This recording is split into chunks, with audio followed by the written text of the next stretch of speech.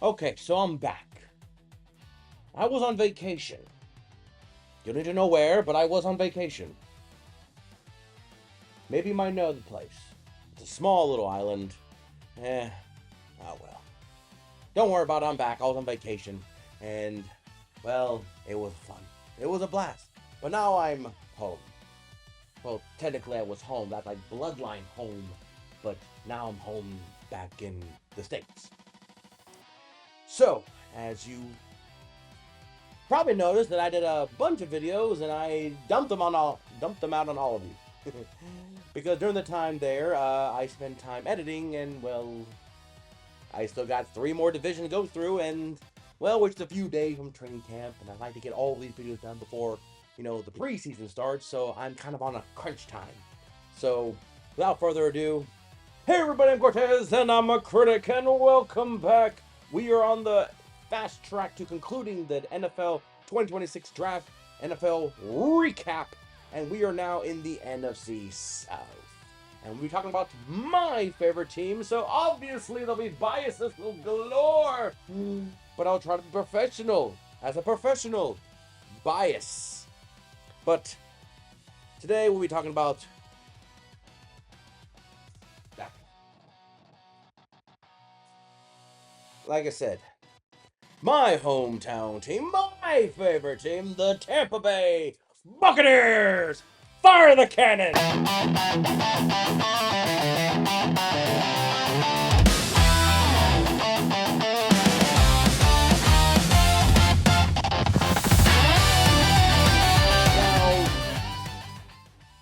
long story short, as a Buccaneer fan, I have openly said I feel like our fan base is either don't care or think we are the 2000 Patriots. We're always supposed to be great. And we have 2 rings, which is a lot to say. And we have made history. But for some reason, we are very, very, very unsatisfied. And even the local reporters seem to be the most, not saying they have to be biased and be fan favorites, but they basically treat the Buccaneers almost as if they are the relative that shows up one time every year and just be like, I want you to go away. Just go away. So, being a Buccaneer fan, pardon me, also I was a little bit sick too. That's why it took a while to get these videos out. I've been sick since I returned.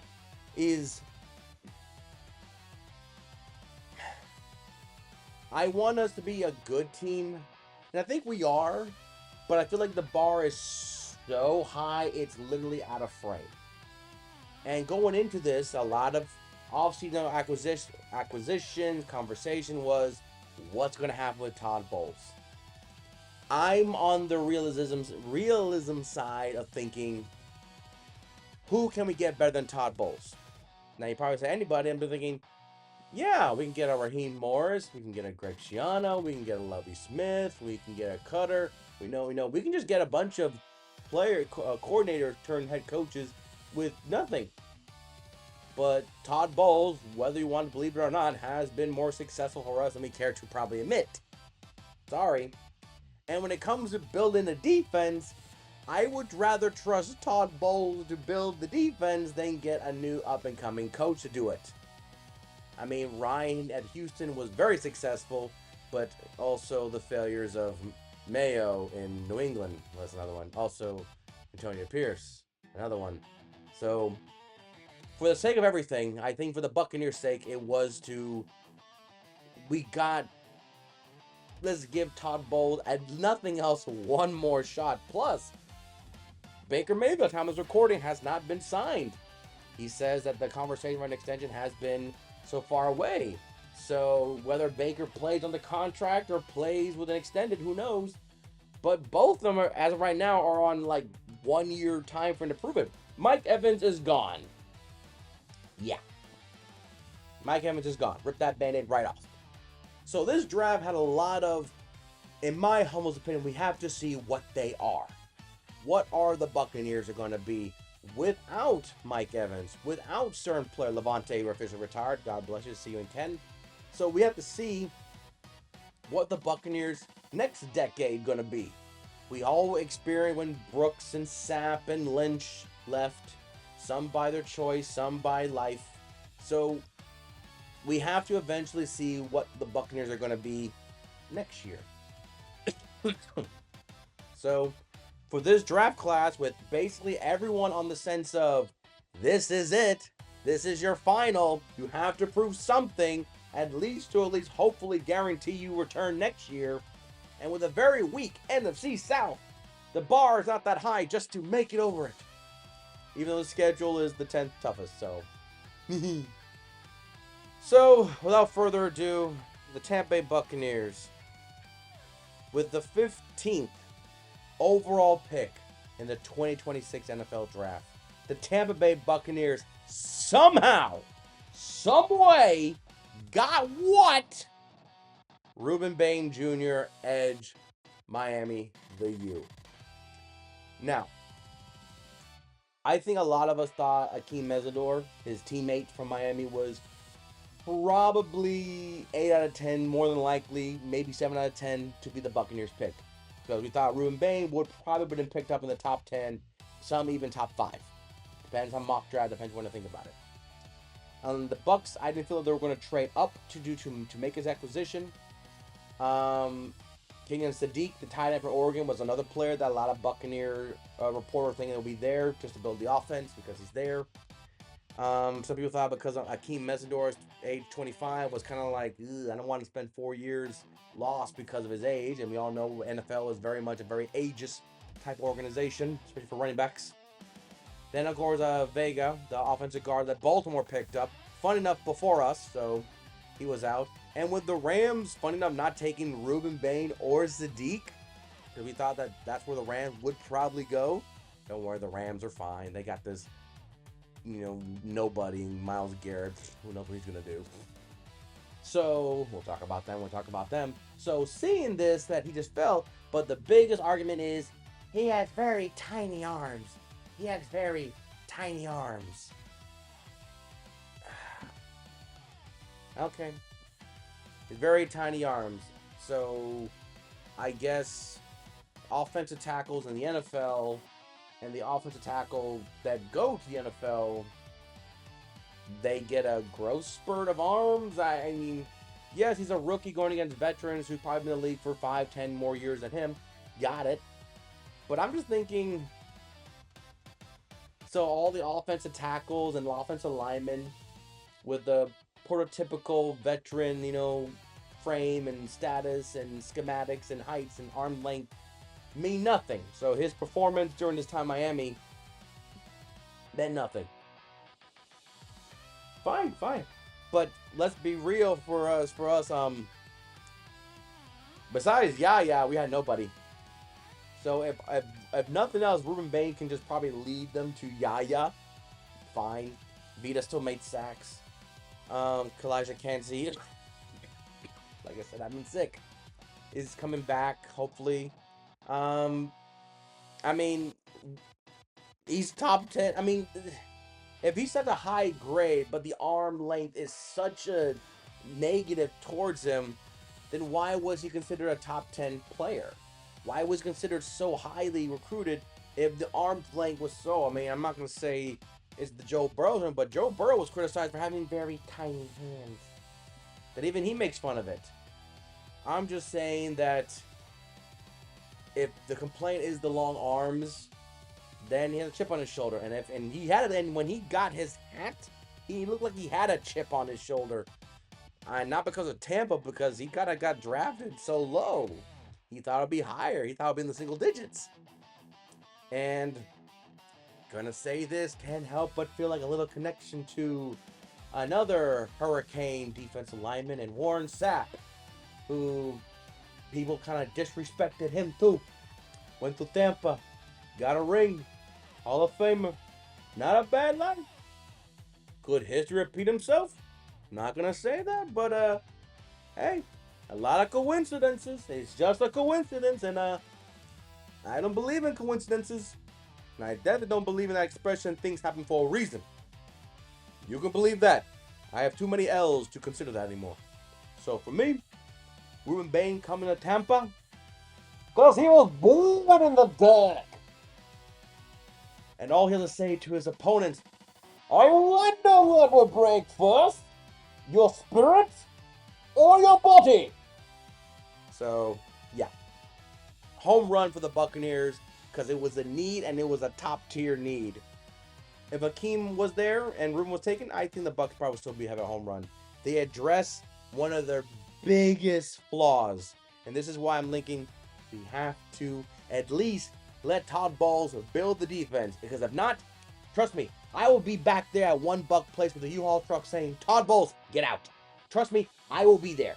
But I have to trust he'll to build this defense. Okay? We have to at least acknowledge that. So they addressed what we needed them to address. Now, we go to the second round, and now the conversation becomes, what's the next big need? I think we learned that with Levante saying thank you, good night, linebacker, and there was plenty. If you watch my other videos and not just watch your favorite team, but if you did, it's understandable. But there were some players that got drafted that were on the Buccaneers' radar. And one player that I was surprised they used their pick for, but it made sense for Todd Bowles. So, in the second round, with a 46th overall pick in the 2026 NFL Draft, the Tampa Bay Buccaneers selected Josiah Trotter, linebacker, Missouri. Son of NFL linebacker Trotter, who was an Eagle, then was a Buccaneer, then became an Eagle. Had a pretty sustainable career. I think we can safely say he had his good, solid career. A lot of people were not as thrilled with Trotter. Can't really help, but a lot of people did a lot of Devin White comparison, and some people didn't really feel very thrilled about it. And when Josiah taken officially number 45 as his jersey number, he could have taken 46, the position would have been picked up, but no problem here, or 42, or I don't know. But it's fine. 45 is fine. It's fine. It's fine. It's fine. I'm fine. I'm fine. I'm fine. Scared, yes, but fine. He doesn't have the biggest thing I kept hearing is that he had the speed, but he doesn't have the splash play, and the turnover factors. But the thing that made me feel the most like he was raised by an NFL player dad who knew what it's like to play in the NFL. I can't help but feel like, unlike Devin White, maybe Trotter will be a better coachable player who have to succeed in his young career. Who knows what he may do then? But I feel like, unlike Devin White, for whatever reason, Trotter will keep striving to get better, and his ceiling is a lot higher than people would give him credit for. Plus, I can't help but feel like he is the perfect linebacker specimen for a Todd Bowles blitzing defense. Trotter could be the Devin White that we had before. And we all know how much he loves blitzing linebackers. Now, with Ruben Bain and Yaya and Clancy and everyone else in the defense, maybe they don't need to blitz as much, which will be beneficial for all. But that will make it even more dangerous if they don't need to blitz, and then they do. We have two brand new linebackers taking care of the middle of the field, and Trotter is a player that I feel like he's not destined to be thrust in. He'll be situational. Maybe he'll get some starts here and there. But he is raw, but the potential is so high. But he fits Todd Bowles. There are certain players that can fit a 3-4 versus a 4-3 and vice versa. So you might be thinking, we need a defensive end. Well, you kind of need a defensive end that plays a 4-3, but do not draft him and you run a 3-4, then he will not be able to adapt, or your expectation will not succeed because he's not used to being an outside linebacker in a 4-3. He's more of a hand on the ground for a 3-4 defense. You know what I mean? You know what I mean. Back to reverse it like that. So for Trotter, he may not be the Allen or the Hill that a lot of people were projecting, including myself. But if you think of Todd Bowles, this is Todd Bowles' silver bullet. This is his, in between the gaps, sack the quarterback before the quarterback can complete his 3-step drop. Doesn't have the splash or the turnovers. I will take fundamentals and pedigree over. He doesn't make a lot of turnover. Doesn't make a lot of big plays. I'd be like, he makes tackles, fine for me, and we need that, especially for the rest. Especially now, he's not good at covering passes. That's another thing. I heard another L on his resume, so we'll see. But I feel you can be worse than Savasi Dennis. Plus, I feel like we have two younger linebackers compared to what we had that could hopefully make up for, especially Alex in the middle. Then we go to the third round with the 84th overall pick in the 2026 NFL Draft. The Tampa Bay Buccaneers selected Ted Hurst, wide receiver, Georgia State. Now, I was thinking either tight end or wide receiver. And the Bucs went wide receiver. Ted Hurst played at Georgia State. Sun Belt Conference, level of competition, fine. But Ted Hurst's numbers during the time there didn't slouch. He's 6'4", 206. I think he is the biggest receiver we have. And he was meant to be, and let me explain like this. He's meant to replace Mike Evans. Hold for a second. He's not meant to replace Mike Evans as the future Hall of Famer. I mean, he could be, we don't know. But he's meant to take the ex-receiver spot that Evans was. And I think he will be our big, 6'4", 200 pound, 50-50 kind of ball with breakaway speed, if possible. To me, this feels like a steal for the Buccaneers. It really does. Because small school players making big numbers just can't help but feel like, well, he did that with that small school. What's the potential of him doing a big school? Yeah, I can feel that. But we have a young wide receiver core. Some of them were Tez, Mbuka, McMillan. McMillan technically didn't really play his full second year really, and Godwin, hoping that he recovers 100% more, so he shows more what he was before the devastating injury. Ted Hurst is one of those players where I feel like he doesn't have to be thrust into it, but the situation calls for it. A big body receiver can help for it. Like I said, he's there to replace Evans as the position, not the player. That makes sense. So to me, this feels like a steal. And a lot of people are very enthusiastic about this young man. So I'm very excited to see what he can do. And I'm hoping in preseason he shows the potential. Because, Tez and Mbuka, McMillan, and Ted, we have potentially 4 wide receivers with not even 3 years of experience. We still have a young core of 4 wide receivers that could be the next decade of wide receiver for the Buccaneers, and I'm looking forward to that potential.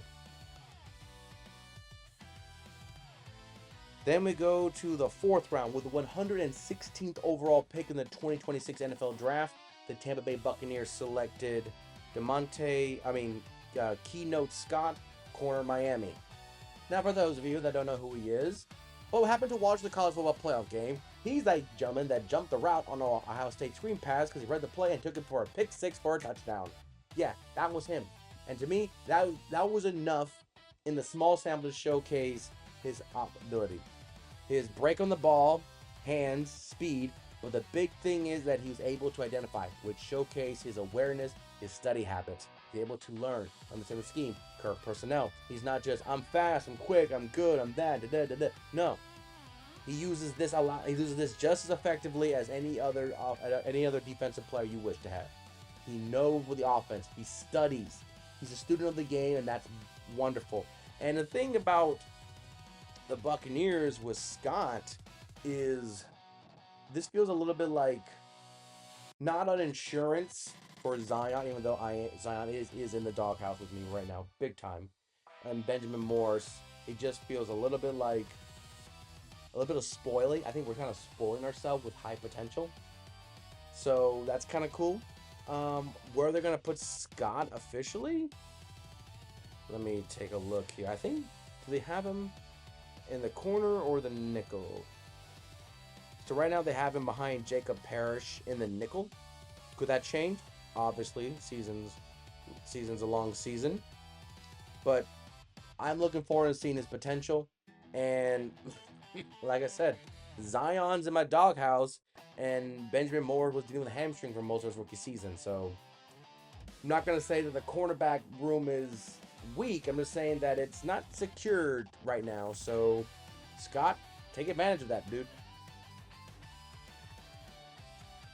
Then we go to the fifth round with the 155th overall pick in the 2026 NFL Draft. The Tampa Bay Buccaneers selected DeMonte Capehart, defensive tackle, Clemson. Now, this guy I've heard, and I happen to agree that I feel like he is potentially meant to be. Huh, sorry, I'm looking for him on the wrong. I don't see his name on the depth chart right now, but I could have sworn he was meant to be Vita Vea apparent. You know, Vita Vea is right to reach. He's 31 years old. He is 6'4", 347. Capehart is 6'4", 313. So a little bit lighter, but I feel like that is why he was drafted, to literally be the middleman, if not an extra interior defensive lineman for situation purposes. But I can't help but feel like DeMont is meant to maybe potentially be the heir to Vita Vea.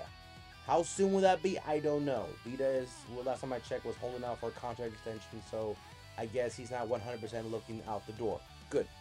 But I feel like DeMont coming in, and the big thing is that sometime when Vita Vea gets hurt or needs a break, offense manages to take advantage of our backups. And I feel like that's probably another consideration too. We need a good, young, potentially future player to pick up when Vita Vea, he's human, needs a breather. Or God forbid he gets hurt and he is out for a few plays. We need someone in the middle to help solidify that defensive front. And I feel like DeMont is in there. Yes, there are other players currently in, but there is a reason that when Greg Gaines and others, it didn't really work out as well, and most of the time there was just a big body just to clog the holes and let everyone else swarm. I feel like DeMont is able to make for. I mean, we got Robinson from the Panthers to help our defensive line, he's ending the defensive end. But like I said, Kalijah Cansey hopefully comes back healthy. But I'm looking at the roster. Also, we got Roach back. I don't see him anywhere on the depth chart, so we'll just wait and see what the preseason holds for him, and we'll see if he gets involved quickly. But right now, I don't see him, and to goodness, he's not because of injuries. That would be devastating, because I could have sworn no Buccaneer got hurt. Not to mention, David Walker, our edge rusher we got from Arkansas, Central Arkansas, I think, got hurt in his first day of camp last year, and he was a prime specimen beast from the smaller conference divisions. So technically, we have never seen what he can do. So we could be in a plethora of young, talented, potential pass rushers with this, and Todd Bowles will be the mastermind behind the assembly. So that's another reason to consider. Remember, Walker didn't play. Then we go 5 picks, still in the 5th round, with the 160th pick in the 2026 NFL Draft. The Tampa Bay Buccaneers selected Bill Sharaff, guard, Notre Dame. I was wondering when the Bucs would address interior, because I feel like we all experienced the devastation injury pool of interior offensive linemen this year, and the inconsistencies of quality backups. They currently have Bill on the left behind Klein and Bredesen, which I think Bredesen was probably our most effective interior offensive lineman. That includes Graham Barton, which hopefully he gets a bounce back after a very hectic second year. I think a lot of it's because his, Cody Mock was gone. So, yeah. And then, of course, there was a time where Wirth and Gedeke were also gone for a time. So the whole offensive lineman was basically filled with backups and third stringers, and God forbid those backup third stringers get hurt, and then you got to pick up practice squad players, and hopefully they can develop. So a lot of this hurt the Bucs, hurt the rushing attack, and Baker Mayfield was probably more pressured from the middle than he ever thought he could, because the pressure just went right through the interior offensive lineman.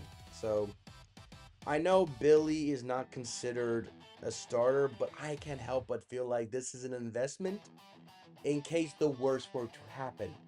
So I would not be surprised if, God forbid injuries, Billy gets thrusted into the starting lineup for whatever reason. Whether it's injuries or strategy or what. But do not be surprised if Billy starts a game or two down the line for what reason. So I feel like this is a good investment, even if not for a year, but for the future. Then we conclude with the 6th round with the 185th pick in the 2026 NFL Draft. The Tampa Bay Buccaneers selected Bernard Sharp, tight end, LSU. So, I have notes. There was a Tampa reporter, YouTube guy, good guy. I like his content sometimes. Sometimes I feel like he just makes content for no, really just to make content. But it's fine, it's fine. I mean, he's better than me, so I'm not going to hate on him too much. But he made a comment that he wasn't really thrilled about this. I was thrilled about the pick. He talked about, remember we got Kate on back. So I was thinking that we were going to get a tight end at the same time we got Ted Hurst, but Ted Hurst seemed more valuable.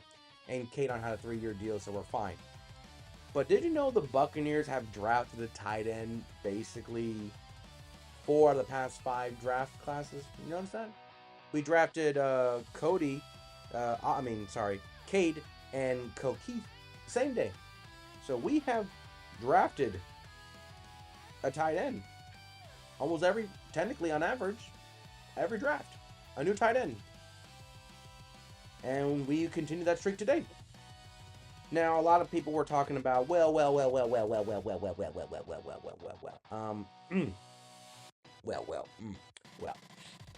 We have Kate Auden. We don't worry about him. This is Kate Auden's, who was a 4th round pick, to Sharp, who was a 6th round pick. These are some of their stats on their last year before they got drafted. So, Auden was 6'5", 250. Sharp is 6'5", 244. At the time at Oklahoma, Sharp had 42 catches, 324 yards, and 2 touchdowns. LSU, 24 catches, 252 yards, and 2 touchdowns.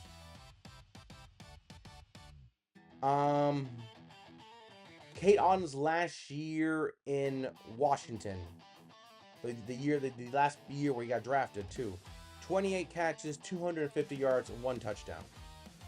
And the Bucs still drafted him.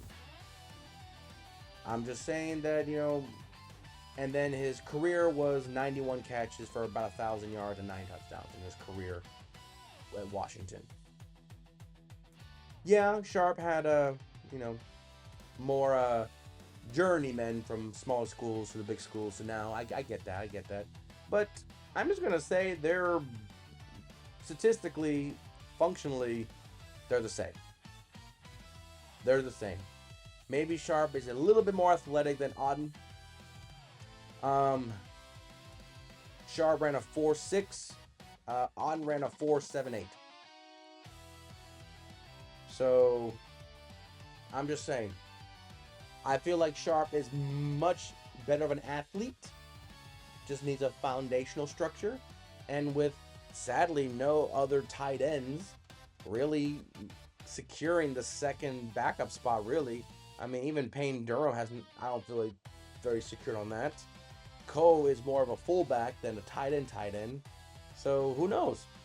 Maybe Sharp can develop well. And maybe Sharp is better than we thought. Because honestly, to me, he feels like a more athletic Kate. And that is the Buccaneers. Player I'm most excited about. It has to be Ruben Bain. It has to be. We have Bain, the backbreaker himself, on a team that of all teams, even probably more so than the Jets, needed a pass rusher. Needed it. And we got it. So to me, Bain is the player I'm most excited about. Mainly because I kind of want to see, is his arm really going to be that big of a factor? If it is, then that's a bust. All right. Throw in the pile of bust. But if he doesn't, I'd be like, okay, then we are literally using measurements to dictate a player's worth. Not what he can do with the limitations he has.